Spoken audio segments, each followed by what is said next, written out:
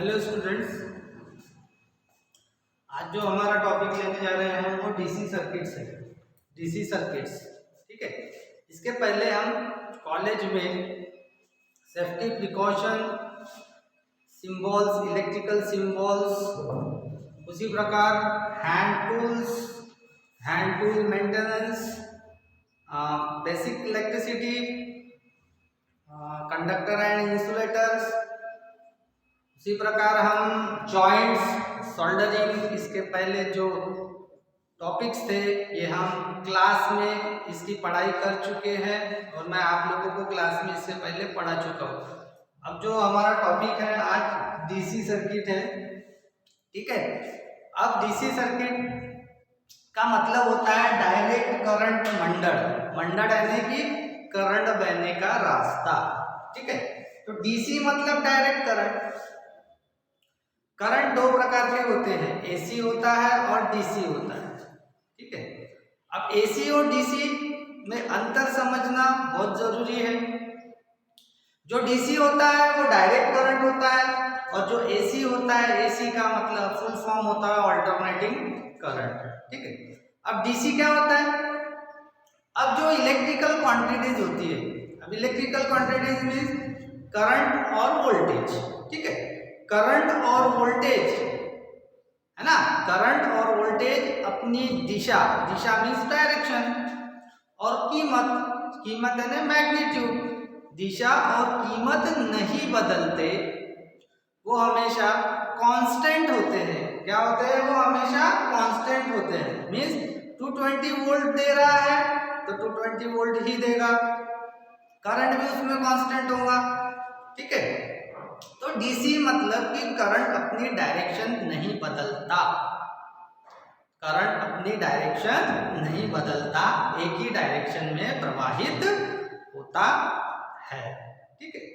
और वैल्यू भी नहीं बदलता, इसलिए वो कहलाता है डीसी मीन्स डायरेक्ट करंट। अब डायरेक्ट करंट जो होता है उसमें पावर फैक्टर नहीं होता, ठीक है, उसमें इंडक्शन नहीं होता, पावर फैक्टर नहीं होता, इंडक्शन नहीं होता, मीन्स रिएक्टिव पावर नहीं होती उसमें। क्या नहीं होती? रिएक्टिव पावर नहीं होती। लेकिन जो एसी होता है, एसी मीन्स ऑल्टरनेटिंग करंट, उसको हम इस प्रकार से डिफाइन करेंगे। करंट और वोल्टेज अपनी दिशा मीन्स डायरेक्शन और कीमत मैग्नीट्यूड को क्या करता है? बदलता है। दिशा और मैग्नीट्यूड, दिशा और कीमत को क्या करता है? बदलता है, इसलिए वो कहलाता है एसी। एसी का मतलब है ऑल्टरनेटिंग करंट। सबसे ज्यादा अगर कोई करंट यूज करते हैं तो वो ऑल्टरनेटिंग करंट यूज करते हैं, क्योंकि जो जनरेटिंग स्टेशन होते हैं, जो पावर प्लांट्स होते हैं, जहाँ पावर का उत्पादन किया जाता है, वहां पे भी एसी का ही उत्पादन किया जाता है, डीसी का उत्पादन किया नहीं जाता, एसी का ही उत्पादन किया जाता है। तो आपके घरों में जो फैंस, ट्यूबलाइट्स, जो भी अप्लायंसेस है, ठीक है, जो भी मोटर्स है, वो सभी सारी मोटर्स हमारे घरों में एसी ही यूज की जाती है। घरों में, कंपनी में, इंडस्ट्रीज में एसी सप्लाई का ही यूज किया जाता है। सबसे ज्यादा ऑल्टरनेटिंग करंट का यूज करते हैं। ऑल्टरनेटिंग करंट में बता चुका हूँ आप लोगों को क्या होता है। ऐसा करंट कि जो अपनी दिशा भी बदलता है और कीमत भी बदलता है, कीमत यानी कि वैल्यू बदलता है, उसको कहते हैं हम alternating current. Means constant value नहीं देता है। क्या नहीं देता? कांस्टेंट वैल्यू नहीं देता, ठीक है। डायरेक्शन भी बदलता है और कीमत भी बदलता है, कांस्टेंट वैल्यू नहीं देता, इसलिए वो कहलाता है ऑल्टरनेटिंग करंट। अब हमारा मेन मुद्दा क्या है? DC circuit. डीसी सर्किट यानी कि जो सर्किट्स जो वायरिंग होती है, मीन्स डीसी वायरिंग, है ना। अब डीसी जो होती है, अब डीसी में आप लोगों को इसके पहले भी मैं बता चुका हूँ, डीसी वह करंट है जो क्या करता है? अपनी दिशा भी नहीं बदलता और कीमत भी नहीं बदलता, मीन्स कांस्टेंट है। क्या है? कांस्टेंट वैल्यू देता है ना, उसको क्या कहते हैं हम, डीसी कहते हैं, डायरेक्ट करंट कहते हैं। ठीक है, अब ये आप लोगों को समझ गया होगा। डीसी का यूज हम कहाँ करते हैं? आपने अक्सर देखा होगा कि आप अपने मोबाइल की बैटरी को चार्ज करते हैं, तो मोबाइल की बैटरी चार्ज करने के लिए आपको डीसी सोर्स की आवश्यकता होती है, डीसी की जरूरत होती है। मीन्स बैटरी चार्जिंग में आप डीसी सप्लाई यूज करते हो, डीसी का यूज करते हो, डायरेक्ट करंट का यूज करते हो। उसी प्रकार इलेक्ट्रोप्लेटिंग करने के लिए भी डीसी सप्लाई की जरूरत होती है, डीसी सोर्स की जरूरत होती है। इलेक्ट्रोप्लेटिंग करना, किसी भी मेटल पर किसी भी मेटल का क्या करना है, थर चढ़ाना, उसको कहते हैं हम इलेक्ट्रोप्लेटिंग। तो इलेक्ट्रोप्लेटिंग करने के लिए भी हमें डीसी सोर्स की आवश्यकता होती है।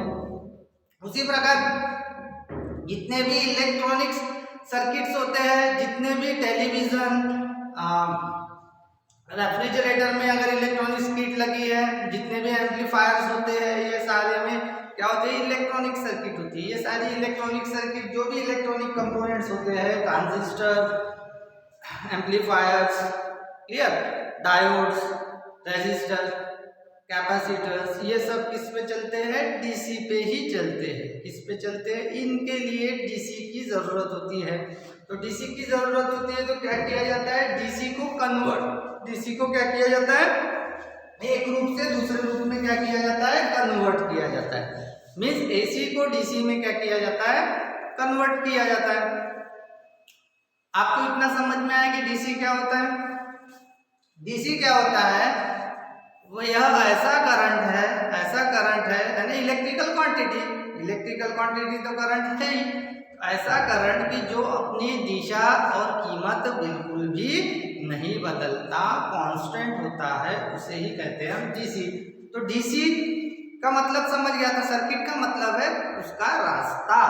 डीसी सर्किट्स जैसे electronic circuits, battery chargers, electroplating के लिए डीसी सोर्स की आवश्यकता होती है, पावर ट्रांसमिशन के लिए भी डीसी की आवश्यकता होती है। ठीक है, तो डीसी की आवश्यकता इन सभी कार्यों के लिए होती है, यहाँ पे इसको का उपयोग किया जाता है। ठीक है, अब डीसी सर्किट में तो है हम, तो उसके बाद हम देखेंगे कि रेजिस्टेंस क्या होता है। रेजिस्टेंस क्या होता है, ठीक है। अब रेजिस्टेंस क्या होता है, करंट को रोकने का लिए एक पदार्थ की जरूरत होती है। ठीक है, करंट को रोकने के लिए एक पदार्थ की जरूरत होती है। जो पदार्थ हम यूज करते हैं उसको हम रेजिस्टर कहते हैं। लेकिन रेजिस्टेंस एक्चुअली क्या है, रेजिस्टेंस क्या है, उसकी प्रॉपर्टी है, उसका गुण है। मीन्स क्या, कैसे डिफाइन करेंगे इसको, वो पदार्थ जिसमें से इलेक्ट्रॉन्स प्रवाहित होने पर क्या करता है, वो उसका विरोध दर्शाता है, यानी उसको रोकने की क्रिया करता है, उसको अपोज करता है। उस गुण को उसकी उस प्रॉपर्टी को, उस पदार्थ की उस प्रॉपर्टी को हम कहते हैं बच्चों रेजिस्टेंस कहते हैं। एक बार और बता रहा हूँ, ध्यान से सुनो। कोई भी पदार्थ का वह गुण जो करंट बहने से क्या करता है, अपोज करता है, करंट बहने को विरोध करता है, उस विरोध करने के गुण को ही हम रेजिस्टेंस कहते हैं। क्या कहते हैं, रेजिस्टेंस कहते हैं। रेजिस्टेंस यह एक प्रॉपर्टी है, रेजिस्टर एक पदार्थ है ना। अब किसी भी पदार्थ में से अगर इलेक्ट्रिक करंट प्रवाहित होगा, ठीक है, तो क्या होगा, वो हीट उत्पन्न करेगा। अब क्यों हीट उत्पन्न कर रहा है बच्चों, क्योंकि वो उसको अपोज कर रहा है, करंट को अपोज कर रहा है। अब करंट को अपोज करेगा तो क्या होगा, वो हीट उत्पन्न करेगा, वो पदार्थ क्या करेगा, हीट उत्पन्न करेगा। इसका मतलब हीट के रूप में थोड़ी पावर खर्चा होगी, हीट के रूप में क्या होंगी बच्चों, पावर खर्चा होंगी। ठीक है, अब समझ गए हैं कि जो रेजिस्टेंस, जो पदार्थ करंट बहने को क्या करता है, विरोध करता है, अपोज करता है, उस पदार्थ के गुण को, उस गुण को, विरोध करने के उस गुण को हम रेजिस्टेंस कहते हैं। क्या कहते हैं, रेजिस्टेंस कहते हैं। इतना समझ में आया बच्चों? अब जबकि ये रेजिस्टेंस यानी जबकि ये विरोध करेगा, तो विरोध करने पर क्या करेगा ये कंडक्टर बोलो, कोई भी पदार्थ बोलो, ये क्या करेगा? हीट उत्पन्न करेगा। क्या करेगा बच्चों? हीट उत्पन्न करेगा। और हीट उत्पन्न करने से क्या होंगी? उतनी पावर वहां व्यर्थ होंगी, व्यय होंगी, वेस्ट होंगी। ठीक है बच्चों, इतना समझ में आया? रेजिस्टेंस क्या है? अब जो ये रेजिस्टेंस होता है बच्चों, रेजिस्टेंस का एक फॉर्मूला है R=V/I। इसका मतलब वोल्टेज और करंट के रेशियो के समान क्या होगा? किसी भी पदार्थ का रेजिस्टेंस होगा। ठीक है, वोल्टेज और करंट के अनुपात यानी इसका रेशियो, यह रेशियो रेजिस्टेंस के समान होगा, इक्वल होगा। मींस अगर वोल्टेज अगर हमको पता है, ठीक है, अगर हमको करंट पता है, तो हम उसका पदार्थ का क्या निकाल सकते हैं बच्चों? रेजिस्टेंस निकाल सकते हैं। तो इसको हम कैसे डिफाइन करेंगे? अगर किसी पदार्थ में से को अगर अक्रॉस टर्मिनल को क्या किया हमने? दबाव दिए, प्रेशर दिए, मींस वोल्टेज दिए, है ना? 1 वोल्ट देंगे हम, ठीक है, उसके अक्रॉस क्या देंगे हम? किसी रेजिस्टेंस या किसी पदार्थ के अक्रॉस अगर हम 1 वोल्ट देंगे, 1 वोल्ट दबाव देंगे, 1 वोल्ट प्रेशर देंगे अक्रॉस, 1 वोल्ट प्रेशर देंगे, तो बच्चों वहां से 1 एम्पियर करंट अगर प्रवाहित होता है। समझ में आया बच्चों मैं क्या बोल रहा हूँ? ध्यान दो इधर। 1 वोल्ट अगर किसी रेजिस्टर या किसी पदार्थ को अगर हम 1 वोल्ट दबाव देते हैं, कितना? 1 वोल्ट दबाव देते हैं, और उसमें से 1 एम्पियर 1 वोल्ट दबाव देते हैं, और उसमें से अगर 1 एम्पियर करंट अगर उस पदार्थ में से बच्चों, उस पदार्थ के दोनों टर्मिनल को अगर हम दबाव देंगे, प्रेशर देंगे, वोल्टेज देंगे, 1 वोल्ट का प्रेशर देंगे, तो प्रेशर देने के बाद अगर उस पदार्थ में से अगर 1 एम्पियर करंट अगर प्रवाहित होता है, ठीक है, 1 एम्पियर करंट अगर उसमें से प्रवाहित होता है, तो हम कह सकते हैं कि उस पदार्थ का रेजिस्टेंस 1 ओम है। कितना है? 1 ओम है। ठीक है, समझ में आया? समझ में आया बच्चों? मैंने इसके पहले मैं क्या बोल चुका हूँ आप लोगों को? इसके पहले मैं आप लोगों को बोल चुका हूँ कि वोल्टेज और करंट के अनुपात, वोल्टेज और करंट का अनुपात रेजिस्टेंस के समप्रमाण में होता है। मींस यह रेशियो इसके समप्रमाण में होता है। ठीक है, अब देखते हैं हम इसको सॉल्व करके। मैंने आप लोगों को बताया 1 वोल्ट 1 एम्पियर, तो इसका आंसर भी 1 ओम ही होगा बच्चों। कितना होगा? 1 ओम ही होगा। इसका मतलब वोल्टेज और करंट का रेशियो रेजिस्टेंस के समप्रमाण में, डायरेक्टली प्रोपोर्शनल है। बच्चों समझ में आया आप लोगों को? एक बार और रिपीट करूं तो ध्यान दीजिए आगे। ठीक है, एक बार और देख लीजिए। रेजिस्टेंस, इसका फॉर्मूला है R=V/I। तो V/I क्या है ये बच्चों? एक रेशियो है। V वोल्टेज करंट के अनुपात में है, बराबर। ये अनुपात रेजिस्टेंस के समप्रमाण में है। अगर हम बच्चों इस फॉर्मूला को अगर हमको डिफाइन करना है तो हम कैसे करेंगे? किसी पदार्थ के अक्रॉस, किसी पदार्थ के 2 टर्मिनल पर अगर 1 वोल्ट का दबाव देंगे हम, कितना? 1 वोल्ट का क्या देंगे हम? दबाव देंगे, या 1 वोल्ट का प्रेशर देंगे, या विभवांतर देंगे, तो उसमें से क्या होगा? अगर उस पदार्थ में से अगर बच्चों 1 एम्पियर करंट, कितना? 1 एम्पियर करंट अगर उसमें से प्रवाहित होता है, तो हम कह सकते हैं कि उस पदार्थ का रेजिस्टेंस 1 ओम है। क्या कह सकते हैं बच्चों? हम कह सकते हैं कि उस पदार्थ का रेजिस्टेंस कितना है? 1 ओम है। बच्चों मैं आशा करता हूँ आप लोगों को समझ में आया होगा। अगर नहीं समझ में आया होगा तो आप मुझे व्हाट्सएप पर क्वेश्चंस पूछ सकते हैं, मैं उसके जवाब मैं आपको दूंगा। और इसका असाइनमेंट भी आपके व्हाट्सएप ग्रुप पर आपको मिलेगा, आप व्हाट्सएप ग्रुप देख सकते हैं। कल से आपको वीडियो लेक्चर्स आना स्टार्ट होगा, क्योंकि कोरोना की सेकेंड लेयर और आ गई है। सेकेंड लेयर आने के कारण पेशेंट्स की संख्या दिन ब दिन बढ़ती जा रही है, इसलिए नागपुर के कलेक्टर ने आप लोगों को 7 मार्च तक के क्या दिया है, कॉलेज के लिए बच्चों को छुट्टी दी है 7 मार्च तक। तो 7 मार्च तक बच्चों आप लोगों के लेक्चर्स वीडियो लेक्चर्स के माध्यम से ही होंगे। तो आप डेली लेक्चर्स देखिए।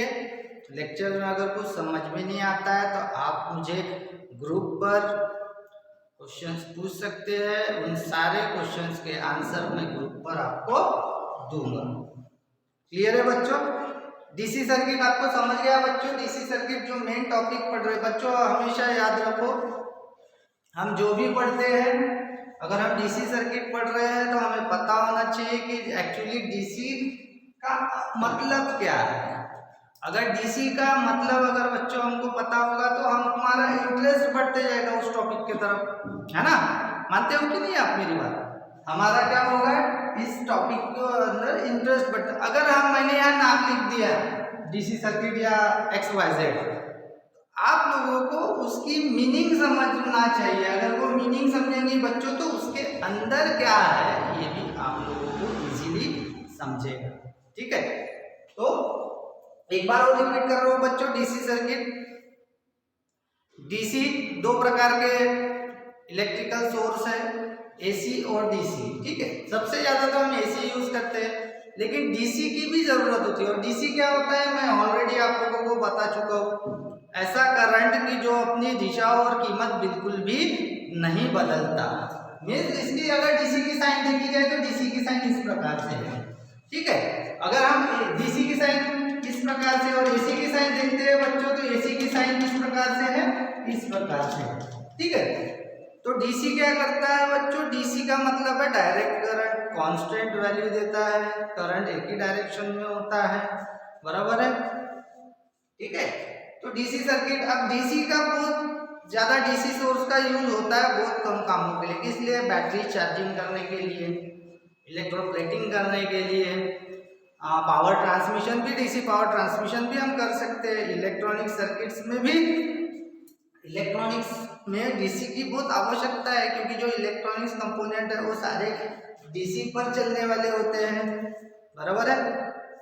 तो डीसी की आवश्यकता अलग अलग कामों के लिए होती है। उसी प्रकार रेजिस्टेंस क्या होता है, सबसे महत्वपूर्ण घटक है रेजिस्टेंस एक प्रॉपर्टी है, एक गुण है। किसका गुण है, पदार्थ का, कंडक्टर का रेजिस्टिविटी या रेजिस्टर, हम उसको रेजिस्टर बोलते हैं, है ना, पदार्थ को हम रेजिस्टर बोलते हैं, जो विरोध दर्शाता है। अब जो विरोध दर्शाता है वो विरोध दर्शाने के गुण को ही रेजिस्टेंस कहा जाता है। तो किसको विरोध करता है बच्चों ये रेजिस्टेंस, करंट को विरोध करता है। किसको विरोध कर रहा है बच्चों, करंट को अपोज कर रहा है।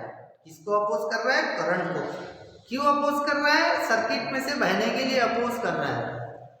अगर ये अपोज नहीं करेगा तो करंट क्या होगा बच्चों, अगर लोड रेजिस्टेंस नहीं जोड़ते हैं और डायरेक्ट हम उसको सप्लाई दे देंगे तो क्या होगा, अगर लोड रेजिस्टेंस नहीं होगा बच्चों तो क्या होगा, शॉर्ट सर्किट होगा। तो शॉर्ट सर्किट से बचाने के लिए भी वहाँ बच्चों क्या करना पड़ता है, फेस पॉजिटिव और नेगेटिव टर्मिनल के बीच में क्या जोड़ना पड़ता है बच्चों, लोड रेजिस्टेंस जोड़ना पड़ता है। ठीक है, समझ गया बच्चों। और ये रेजिस्टेंस का, रेजिस्टर का क्या गुण है बच्चों, रेजिस्टर का गुण क्या है बच्चों, रेजिस्टेंस है। रेजिस्टर का गुण क्या है बच्चों, रेजिस्टेंस है। रेजिस्टेंस क्या है, रेजिस्टेंस को अगर हमको डिफाइन करना है तो वह पदार्थ जो अपने में से इलेक्ट्रॉन प्रवाहित करने, जब इलेक्ट्रॉन्स प्रवाहित होते हैं तो उनको क्या करता है, रोकने की क्रिया करता है, या जो करंट को विरोध करता है या तो इलेक्ट्रॉन्स को विरोध करता है, उस गुण को हम रेजिस्टेंस कहते हैं। क्या कहते हैं बच्चों, रेजिस्टेंस कहते हैं। अब रेजिस्टेंस का फॉर्मूला भी मैं आप लोगों को बता चुका हूँ। Resistance R is equal to V upon I। Means voltage और करंट का जो रेशियो होता है, जो अनुपात होता है, किसका, वोल्टेज और करंट का जो अनुपात होता है, वो इस अनुपात का मान, मीन्स इस अनुपात को जब हम सॉल्व करेंगे तो जो वैल्यू आएंगी वो वैल्यू ही कहलाएंगी बच्चों रेजिस्टेंस। मीन्स वोल्टेज और करंट का अनुपात रेजिस्टेंस के समप्रमाण में है, मान समप्रमाण में। जितना भी वैल्यू भी आएंगी इसको सॉल्व करने के बाद वही कहलाएगा रेजिस्टेंस वैल्यू। क्या कहलाएगा बच्चों, रेजिस्टेंस वैल्यू। और मैं बता चुका हूँ आपको, इस फॉर्मूले को डिफाइन करके भी मैं आप लोगों को बता चुका हूँ। अगर किसी भी पदार्थ को के अक्रॉस, किसी भी पदार्थ के अक्रॉस यानी दोनों टर्मिनल को, ठीक है, 1 वोल्ट का जब हम दबाव देंगे तो उस पदार्थ में से अगर 1 एम्पियर करंट प्रवाहित होता है तो बच्चों हम कह सकते हैं कि उस पदार्थ का रेजिस्टेंस 1 ओम है। ठीक है बच्चों, मैं आशा करता हूँ कि आप लोगों को ये लेक्चर समझ में आया होगा। अगर कुछ नहीं समझ में आया होगा तो आप मुझे व्हाट्सएप पर क्वेश्चन कर सकते हो और इस वीडियो को आप बार बार देखिए। ठीक है, इसके बाद जो हम नेक्स्ट टॉपिक जो लेने वाले हैं वो टाइप्स ऑफ रेजिस्टर है। तो रेजिस्टेंस देख चुके हैं क्या होता है, अब हम देखने वाले हैं रेजिस्टर क्या होते हैं, रेजिस्टर्स के टाइप्स क्या होते हैं, रेजिस्टर्स की प्रॉपर्टीज क्या होती है, ये हम नेक्स्ट वीडियोस में देखने वाले हो है। तो आपको जो नोट्स है उस नोट्स में से आपको आपका रिकॉर्ड लिखना है। जब भी आप वीडियो देखेंगे आप नोट्स अपने आंखों के सामने रखिए और वीडियोस देखिए, आपको अच्छे से समझ में आएगा। और जैसे ही वीडियो आप देखते हो तो उन नोट्स को भी पढ़ लेंगे। धन्यवाद।